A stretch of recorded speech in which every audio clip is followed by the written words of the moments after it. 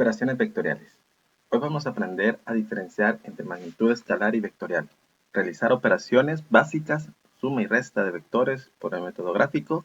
Vamos a resolver problemas de multiplicación de un vector por un escalar. Así que hoy veremos en este tema una introducción, definición de escalar, definición de vector, suma de vectores, resta de vectores, multiplicación de un vector por un escalar y conclusiones. Se dice que en la aritmética no se discute que es cierto. En física puede tener alguna diferencia. Copien este ejemplo, formen equipos para pensar en la forma de representar cada una de las siguientes situaciones. Hagan una captura de pantalla y seguimos en clase. Un escalar es un valor que no necesita de dirección ni sentido para expresar una propiedad física. Es un número aritmético acompañado de unidades. Un ejemplo es la masa, la cual no posee dirección, pero expresa la cantidad de materia que posee un cuerpo. La masa no va para allá ni para acá. Ejemplo de escalares. El tiempo, que es la medición que se hace de referencia al momento transcurrido entre un acontecimiento y otro. La temperatura es la energía cinética media de las partículas en una sustancia. No es cuánto subió la agujita del termómetro. Las partes de un vector. Un vector tiene magnitud, que es la longitud o tamaño del vector. Y para hallarla es preciso conocer el origen y el extremo del vector, pues para saber cuál es la magnitud del vector se debe medir desde su origen hasta su extremo. Tiene sentido y se representa mediante una punta de flecha situada en el extremo del vector que indica el lado de la línea de acción hacia donde se dirige el vector. Por ejemplo, ese vector va para arriba. Origen, que también se le conoce como punto de aplicación y es el punto exacto sobre el que actúa el vector. Y finalmente dirección, que viene dada por la orientación en el espacio de la recta que lo contiene. Por lo tanto, un vector es todo segmento de recta dirigido en el espacio. Por ejemplo, la fuerza para sacar un tornillo se representa por un vector, porque para sacarlo es diferente que para meterlo, ¿correcto? Pero aplicamos la misma fuerza. Ejemplos de magnitudes escalares. La distancia. Si le das un sentido a la distancia se convierte en desplazamiento, es una magnitud vectorial. La rapidez es una magnitud escalar. Si le das sentido se convierte en velocidad. La masa es una magnitud escalar.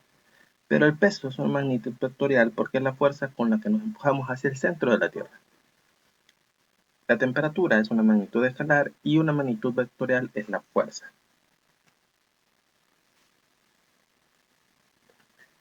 Hay formas de hacer suma de vectores. Por ejemplo, uno es el método gráfico.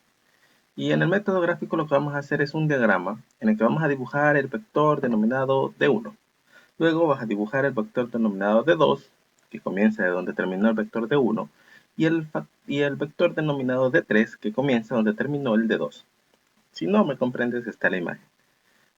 Pero podríamos trazar un solo vector que tenga su origen donde comenzó el D1 y termine donde termina el D3. Se dibuja una flecha. Y por lo tanto ese sería el vector resultante.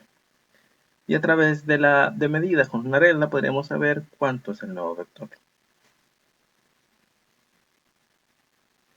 Existe el método del paralelograma. Y esto permite sumar vectores de 2 en 2. Y se dibujan los vectores en un plano coordenado.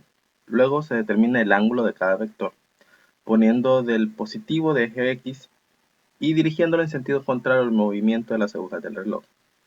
¿Sí? Y los componentes de cada vector se indican de las siguientes ecuaciones. El vector en Y del vector este sería igual a B multiplicado por seno de alfa. Alfa es el ángulo. Y el componente en X es B por el coseno de alfa, el ángulo que tenemos del vector. Y se suman aritméticamente los componentes en X, así como los de Y. Con la medida del ángulo, lo que se obtiene es la dirección del vector. Y el vector resultante se define por medio de B igual a el componente en X elevado al cuadrado más el componente Y elevado al cuadrado, todo con la raíz cuadrada. Y el ángulo resultante se va a obtener por medio de θ igual tangente inversa del vector en y y sobre el vector en x. Haz una captura de pantalla, es más fácil. El resto de vectores tiene lugar cuando uno de los vectores cambia de sentido, o la resta, perdón, de vectores tiene lugar cuando uno de los vectores cambia de sentido sobre la misma dirección. Al cambiar de sentido el vector que se va a restar, la operación se realiza como la de la suma.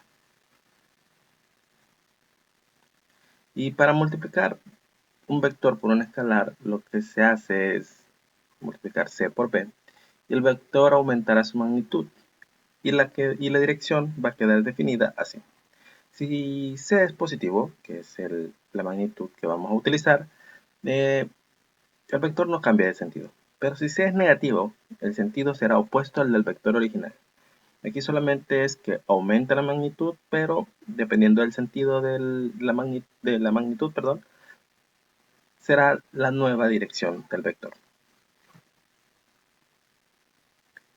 Formen grupos y sumen los siguientes vectores por medio del método gráfico y del método del paralelogramo.